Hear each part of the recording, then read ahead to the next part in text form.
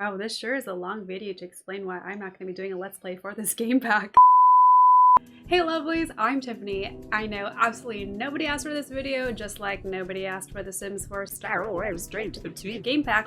But here we are. So let's talk about how EA's Disney collaboration is a failed attempt to excite longtime Simmers and entice new Simmers by cashing in on a beloved franchise. Look, I'll be honest, I love Star Wars. I love how masterfully terrible the prequels are. Cash me on our prequel memes, how about that? I love both the pre-Disney and post-Disney sequels, and I even enjoyed the anthologies. Not gonna lie, I don't really mess with The Mandalorian, but you bet your ass I die for the child, aka Baby Yoda. I consider myself a casual Star Wars fan. You know, I watch it like how I watched the biathlon during the Winter Olympics. I'm here for a good time, not for a deep dive analysis time because I have no idea what the flip-flop is going on. Is there anything more Scandinavian than a sport that combines rifle shooting and cross-country skiing? No. So when EA dropped that Star Wars trailer, I had a few reactions. Rated T for teens. My dick fell off! Wait, did they really just put in the Millennium Falcon to travel around Batuu before they put in cars? Are they taking the piss? Simmers clamoring for cars are gonna be livid. Nah. Nah. EA would never. They'd probably just function like those rocket ships with the rabbit holes and the choose your own adventure dialogues. A magenta R2-D2. If C-3PO makes an appearance, Wicked Wind's enemies are gonna have a field day. Wait, are we getting new aliens? Great out the weird challenge. Here I come. Yeah, I also like to bring my pocket rocket to bars. Wait, does that mean I get to be a Jedi? Will there be a Jedi skill tree? Ray could also get it. Get to the chopper! A TIE echelon before cars? A TIE echelon before cars? Why?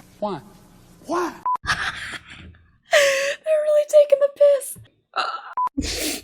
Because it's disrespectful. I just feel like EA is going to give us snowmobiles before they even give us cars. It's just another mode of transportation that nobody asked for, you know? Or maybe they'll give us an electric scooter. I probably shouldn't give them any ideas. This is cool and whatever, but why? Why not? Who asked for this? So how did the Sims community react to it? Well, they absolutely hated it. Yeah, I know the community poo-pooed eco-lifestyle, and they're known to be so dramatic. But this time, the hate is so real. So real that here's some quick maths. At the time of this video, the eco-lifestyle trailer got 2.9 million views and a 70% rating. While 70% is a passing grade in school, it might as well be failing on YouTube. Woof! And then when the gameplay was revealed, it received less than half the amount of the views the trailer got and saw an 82% rating. So yeah, some pitchforks were retired, but the blame was shifted on the producers of the trailer for doing a disservice to the new features in eco-lifestyle. Classic Sims community, always jumping to conclusions faster than your toxic ex blowing up your phone for not texting you back within the minute and then making up excuses to justify their crazy. I love to see it. Alright, so how bad is this Star Wars trailer then? Clearly the community is très dramatique, right? Well, let's just say there aren't very many mixed reviews about the Star Wars Journey to Batuu game pack. It's very straightforward. As of recording this video, the trailer has over 1.2 million views and a beautiful 28% rating with over 106,000 dislikes. Beautiful. Out of the public videos in their playlist, they hid 5. 2 of them are My First Pet stuff related, so obviously they had to hide that garbage like you'd hide your failing report card. Star Wars trailer videos are rated the lowest. However, the gameplay video got slightly higher ratings, but come on, are you really gonna brag about 34% likes to dislike? Really? Honestly, these numbers kind of remind me of that classically Abby video with 1.2 million views and 13% ratings with 132,000 dislikes. Look girl, you're entitled to your opinions, but I feel like a normal reaction to 132,000 dislikes on your video and thousands of comments telling you your dated ideologies belong sometime between 15th century and never would be to delete the video and maybe even quit while you're ahead, but you know, that's my opinion! What the heck do I know? I guess Abby has no shame. Or, plot twist, Abby is actually performance art. Whoa. And she symbolizes a precursor to the world of Handmaid's Tale. Oh, that would be brilliant. If that were the case, that is beautiful. And Abby, you did an amazing job. My God, you made us feel things. You made us feel scared for women all over.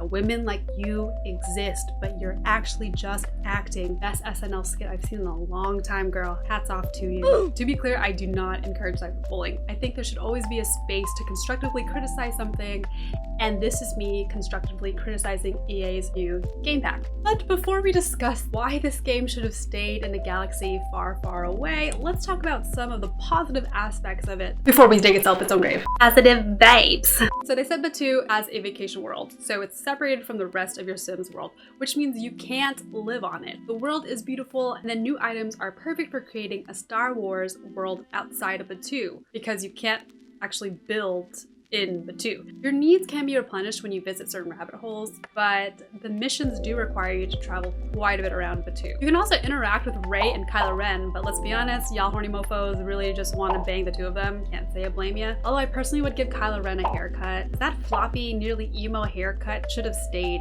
in 2005. It's getting really weird high school flashbacks to MySpace time, and I'm just not ready for that nostalgia. Can't even imagine what it's like in quarantine. Actually, I can, and I hate it. BB. That hair, man. Your hair doesn't go with your outfit. You're kind of Halloween-y. There are lightsabers. As much as I would love to slice a bitch with a lightsaber, I'm looking at you, Tina Pippin. We all know that in The Sims, you cannot kill other Sims without mods because it's rated T for teens. They had to think about the children, you know? Unlike Anakin. Speaking of killing off Jedi, you can't be a Jedi in this game. Why? So here I was thinking you could be one with the Force and train to be a Jedi with Rey, the last Jedi, or you could choose the dark side and become a Sith or whatever. Maybe move things with your mind, little telekinesis, and then make your own lightsaber with a kyber crystal as part of your training. But that's not the case at all. You can make a lightsaber for your missions, but you're not getting any training loves. And the reason you're not getting any training is because there is absolutely no skill building tree toward cool new powers. You're just solving repetitive missions, and your Sims should actually have some skills before you do the missions to make them easier. Why are we passing out lightsabers all willy-nilly? Why? Why? Why? Why? Why? I thought these were some really dangerous weapons and you need some sort of training to get a lightsaber. But really, the serious question is, EA, how do you have the audacity to create a Star Wars game pack and leave out the ability to become a Jedi or a Sith? Come on, EA. Like, please tell me you're gonna patch that in later, EA.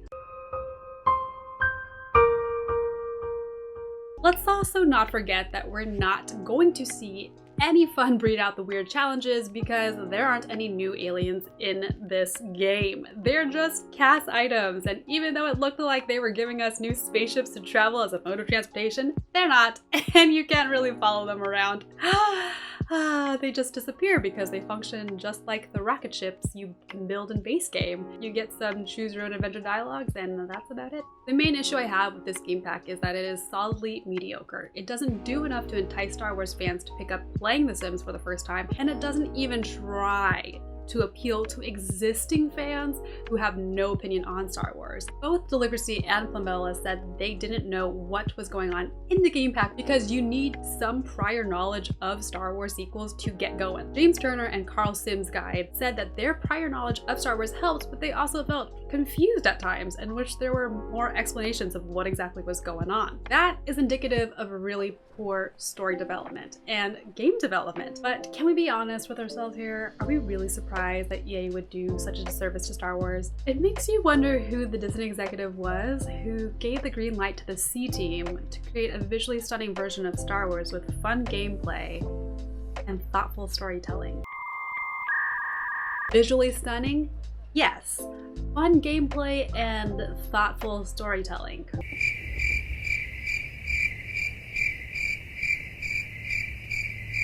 It honestly just feels like EA just half-assed fulfilling a contract agreement to put Star Wars in The Sims. Then again, when have The Sims 4 developers ever created a thoughtful backstory for any of the iterations of The Sims 4? And we're talking about The Sims 4, not The Sims 2 or The Sims 3. The Sims 2 was...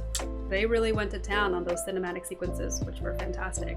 But The Sims 4 base game mechanics are dull, and the game packs only add surface level depth to your gameplay. Is there a fun, detailed backstory to vampires or spellcasters? Nah. Spa day? Absolutely not. Strangerville is probably the only game pack that adds deeper storytelling, but once you play through it, you'll never play it again. The point of The Sims is that it's a never-ending story, so if a game pack ends, what exactly is its purpose? James Turner and Plumbella said it best when they suggested that this game pack should have been its own separate spin-off Sims game like The Sims 3 Medieval. It tries really hard to immerse you in the world of Star Wars, but you'll be instantly reminded that you're playing Star Wars in The Sims because NPC like the aliens and the stormtroopers that you see around will randomly do push-ups or appear filthy due to unmet needs. If we were playing The Sims in Star Wars, autonomous behavior like push-ups or text inviting you to hang out just wouldn't exist because they're inappropriate game mechanics for the world of Star Wars. So despite my initial hesitation after seeing the trailer, I was actually kind of excited because, like I said, I love Star Wars. But then after watching a lot of gameplay videos and game reviews, any level of excitement I had immediately died. I can't justify coughing up $20 for this game pack. I'm not trying to contribute to the Circle Jerk 8 on this game pack, especially because I haven't purchased or played the game myself. This is not a game review video. This is simply commentary on the direction The Sims is headed in, and somebody's gotta get them a map because they're a lost baby girl. I know there are people out there who will tell you that if you don't like the game pack and you're not interested in Star Wars, then you don't have to buy it. And they're right. But that doesn't mean you don't have the right to voice your opinion or to give constructive feedback. It's a shame when a franchise creates a new game pack that completely misses the mark with their fan base. So speak out on it. There's a difference between being entitled to your opinion and feeling entitled to certain game elements. EA doesn't have to give us anything we ask for. And with that letter from the Sim Gurus, they've made it very clear that we don't have a say. They've acknowledged that they know what we want, but they just aren't gonna give it to us. Let me tell you, it'd be a different story if we were all shareholders, but we're not. We are stakeholders. Let me just quickly refine my point. As stakeholders, we are interested in the direction EA is taking The Sims 4. Base game is 6 years old, and we only have a few DLC before the company moves on to The Sims 5. Because many Simmers have invested quite a lot of money in the franchise, it is deeply disappointing and annoying when DLC is so poorly developed. Each DLC release and patch update is accompanied with so many bugs and glitches. The fact that modders have created mods to fix the bugs because EA hasn't been able to is troubling. It took the Sims team 48 days to officially fix a bug that took a modder 12 days to fix. The new patch introduced stackable windows,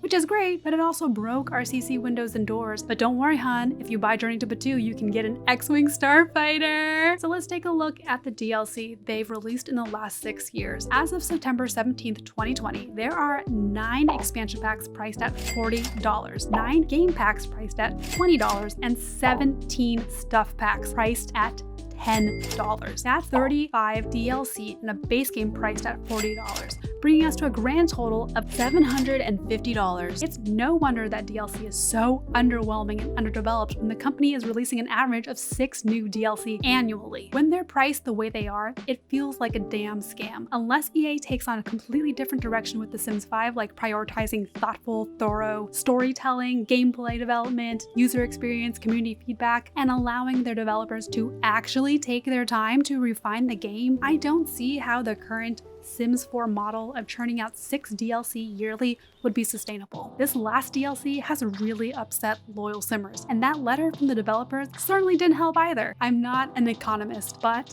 I'm coining this phrase because I do believe that Simmers are experiencing DLC fatigue. It's a phenomenon in which a significant proportion of a game's players lose interest in a game due to an overwhelming amount of DLC releases, which results in the abandonment of the game while diminishing any respect or loyalty they once held for the game's developer. DLC fatigue starts to set in when a company exceeds multiple thresholds: the frequency at which DLC is released and the value of the DLC, where value is defined in terms of the price of the DLC and the quality of its entertainment value. So TLDR, the fastest way to lose players and profit is by releasing a lot of low quality niche DLCs way too quickly. Look, this is all speculation. Like I said, I'm not an economist, and EA hasn't released any info on the sales of their games, but I'm going to use my incredibly tiny platform to tell you that if you don't approve of the direction The Sims 4 is headed in, don't buy Journey to Batuu and voice your opinion. There's no need to harass the developers, but at the company on Twitter. Leave feedback on their videos and Instagram. Talk about it on their official forums and on Reddit. The only language EA understands is money, so unless they take a major hit from poor sales from this game pack, they're going to keep ignoring the community.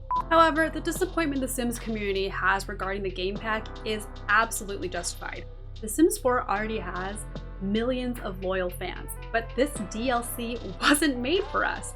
If you as a video game company aren't making games for your fans, specifically DLC for your games, then who are you making games for? Because if you're trying to introduce a franchise to new players, this isn't the pack to do it with, hun.